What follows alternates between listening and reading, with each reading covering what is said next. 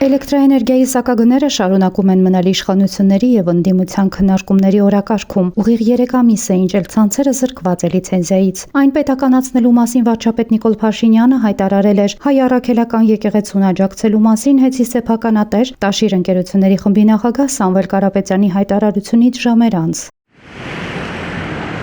Մինչ ընկերության պետականացման գործընթաց սկսելը, մերժելով Կարապետյանի սակագների նվազեցման առաջարկը, հանրային ծառայությունները կարգավորող հանձնաժողովի նախագահ Մեզրոպ Պեսրոպյանը փետրվարին պնդել է, որ հեծի ժամանակավոր կառավարիչ նշանակելուց հետո 3000-ից 5000 դրամով նվազել է քաղաքացիների ամսական վճարումը հոսանքի դիմաց։ Ես իմ անձնական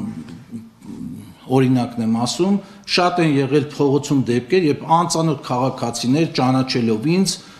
պարզապես մոտեցել եւ շնորհակալություն են հայտնել այն պահից, երբ որ ժամանակավոր կառավարման է հանձնվել հեծը, իրենց մոտ հոսանքի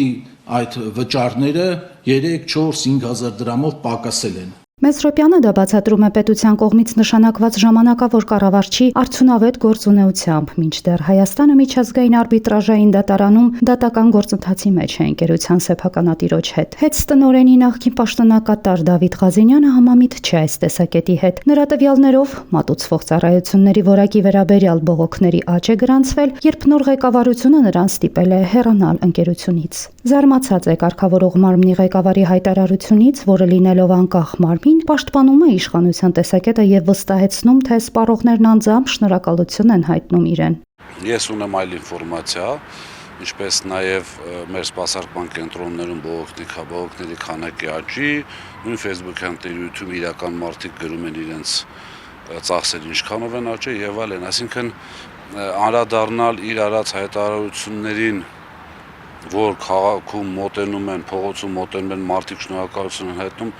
նախ համոզված եմ, որ չի կարող բերել այդ մարդկանց իրենց բաժանորդական քարտերով, նախորդ տարվա ծախսերի համացումներով եւ այլն։ Լուրջ չեմ ընդունում այդ հայտարարությունը։ Ղազինյանը նաև կասկածի տակ է դնում հեծ ժամանակավոր ղեկավարության եւ հանձնաժողովի նախագահի հայտարարությունները իբրև թե հավելագրումների վերաբերյալ։ Հիշեցնում է, անկախ հանձնաժողովի նախագահն ունի բոլոր վերահսկողական գործառույթները եւ հավելագրումներ հայտնաբերելու դեպքում պետք է դիմի գլխավոր դատախազություն։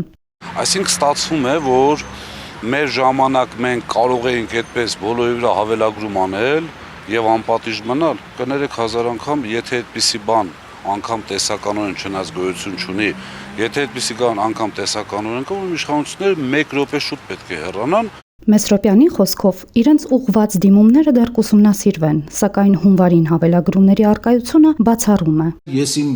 տեսածն ու զգացածն եմ ասում, մենք վստահ եղեք, այդ ամեն ինչը կուսումնասիրենք, հատուկ ուսումնասիրության բան կդառնա եւ 1 կամ 2 մարդու պնդումներով, գնահատականներով կամ ոչ մասնագիտական կարծիքներ հայտնելով հնարավոր չէ համաձայնվել նման տեսակետների հետ։ Հենց Փակ բաժնետիրական ընկերությունում հունվար ամսին հավելագրման որևէ դեպքեր չեն արձանագրվել։ Իրենք ունեն գերխնդիր ապացուցելով, որ մեզնից լավ են աշխատում։ Ինչ է դա նշանակում։ Մենք փակել ենք այսպես տարին որոշակի կորուստի տոկոսով, հիմա իրենք չեն կարողանում դա պահել իրենց աշխատանքի, իրենց ապիկարության արդյունքում։ Հիմա որպիսի գոնե մեր կորուստի տոկոսը փակեն, պետք է կատարեն հավելագրումներ, դա պարզ վարժություն է։ Նախկին տնօրենի խոսքով պետական բոլոր մարմիններն ուղղակի աչք են փակում հեծի ապօրինությունների վրա, այլ բառերով ասած, հեծին ըստ Ղազինյանի ստուգող չկա, ամենուր յուրայիններ են։ Եթե մեր կառավարման ժամանակ հանձնաժողովը խնդիրներ տեսնում եւ շատ արագ արձագանքում անդրադառնում էր, բանավոր բացատրություններից միջև վարույթներ, նախազգուշացումներ, տուգանքներ եւ այլն, այս պարագայում անցել է արդեն 6.5-7 ամիս, որից մեկը չի լսել, որ հանձնաժողովը ինչ որ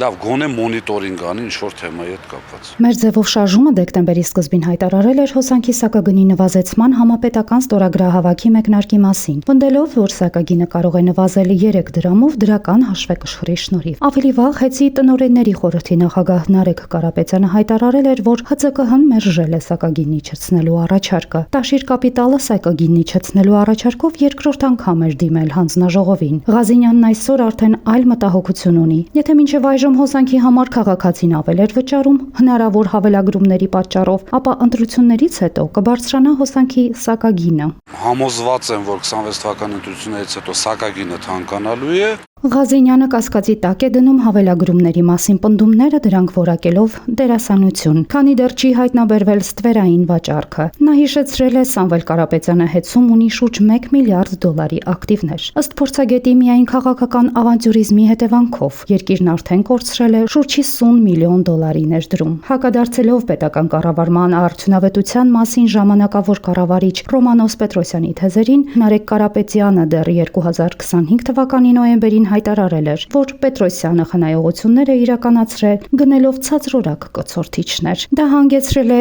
տարեկան 50-ից 60 միլիոն դրամի խնայողության, սակայն ցածրորակ կցորդիչների օգտագործումն առաջիկա 2-3 տարիների ընթացքում հաճախակի վթարների եւ էլեկտրաէներգիայի անջատումների պատճառ կդառնա։ Նա հիշեցրել է, որ ավտոմատացված համակարգի շնորհիվ կորուստները 14%-ից կրճատվել էին մինչև 6%։ Չնայած պաշտոնական հավաստիացումներին եւ փորձագիտական զգուշացումներին, Armenia Today-ի հարցումները ցույց են տալիս, որ սպառողները դեռ չեն զգում ծախսերի նվազում։ Առաջ ասենք ամսական վճարում է 7000,